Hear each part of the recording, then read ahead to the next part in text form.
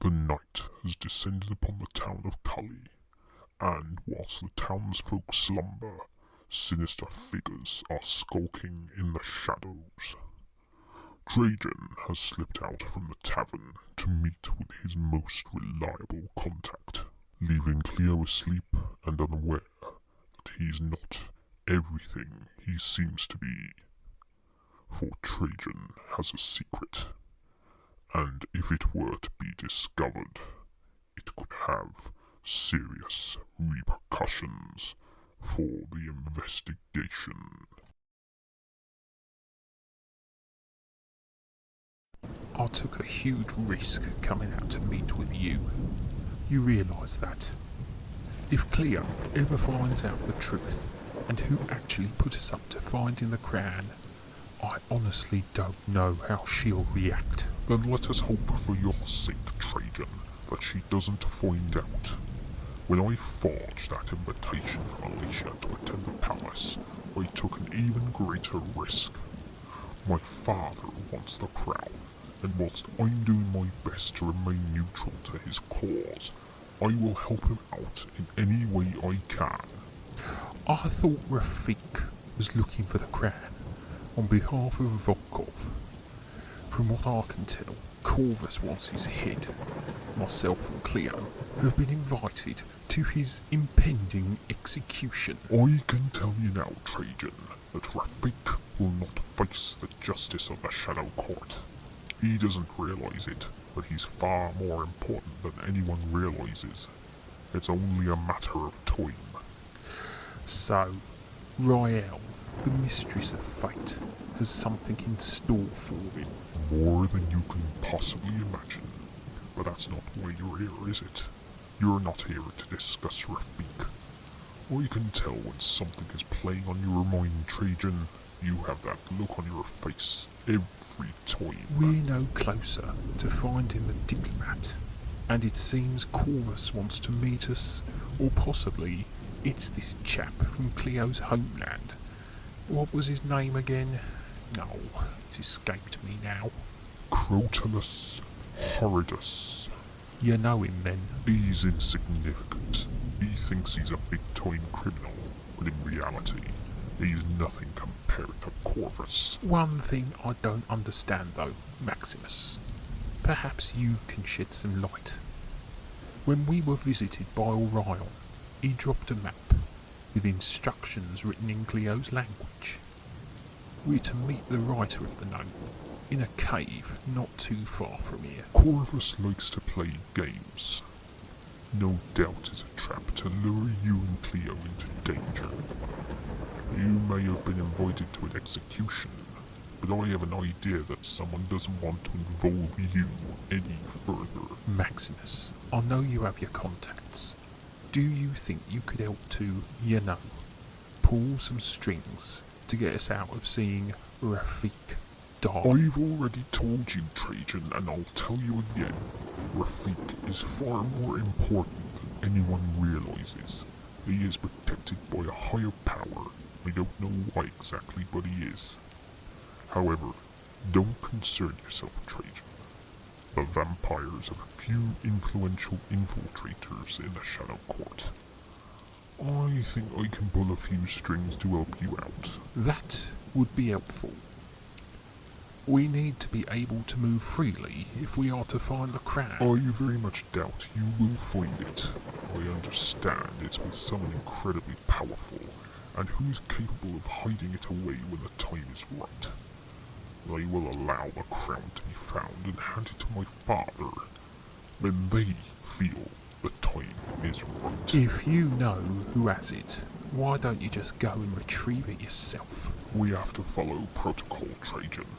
We can't just waltz in and demand the crown. It would go against prophecy.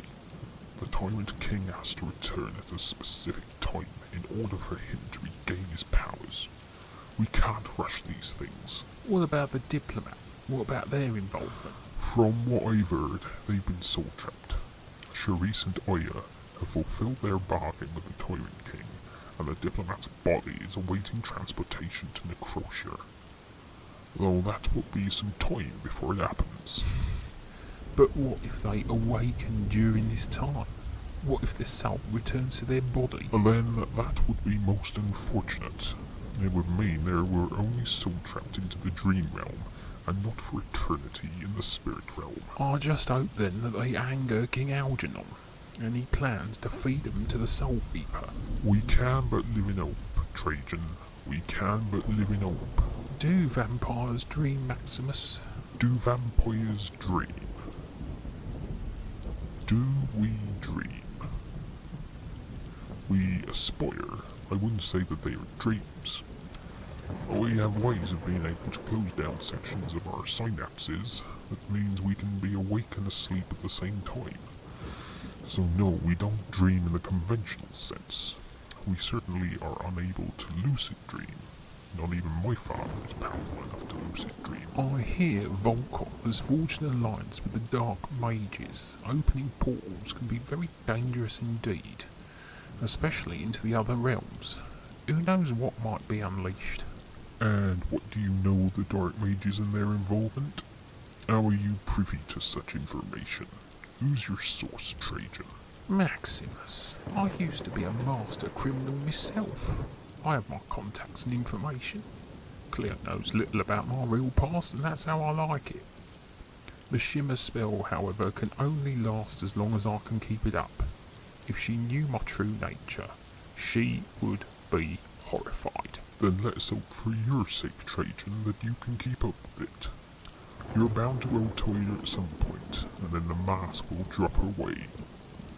She'll see you for who you really are, and you don't have the strength of a dark mage after all. I am far stronger than any dark mage, and far more powerful. You should consider yourself fortunate, Maximus, that I am not at my full strength at the moment. When I am finally able to reveal myself, the dark mages shall bow unto me. And there it is. The mask slips away in front of me. That may be, but for now you need to bide your time, and you need me more than ever. I'm the only one who can grant you access to my father when the time comes. Without me, you have no way or form of becoming your true self. Indeed, but for now, I'm poor old pitiful Trajan, the fool of a sidekick to an investigator, searching for a trinket, searching for something that, if used correctly, will bring the Tyrant King back to this realm, to spread his glorious darkness over the land. You have such a way with words. Remember, however, without me, you cannot meet my father. You need me as much as I need you. Granted. But remember, Maximus, at the slightest sign of betrayal, your death shall be one of the most slow and agonizing. Such is my power. Never forget that I have helped you become the success you are today. I hear you're even looking to start your own troupe of performers. Is that correct? That is true. I believe it's time I left the troupe and made my own way in the world as a master of ceremonies. And what better way than to create a caravan of dancers, an entire show featuring the finest dancers, in fact, that the desert realm has to offer. Then I wish you the very best in your new endeavor, Maximus. But remember that when the time comes, I will expect some recompense for everything I have given you. Now I must return to my Trajan form, and return to the tavern and work out my next steps. I have a feeling that I will be going it alone in my search for the crown. I have a sensation we are being watched. I've had the same feeling for some time since we started talking. Still, I must return to the troupe for now before I'm missed. Not that they will miss me. They're quite used to me wandering off on my own for hours upon end without reason. They won't ever question my actions. Then till we meet again, Maximus, farewell, my most trusted servant. Farewell.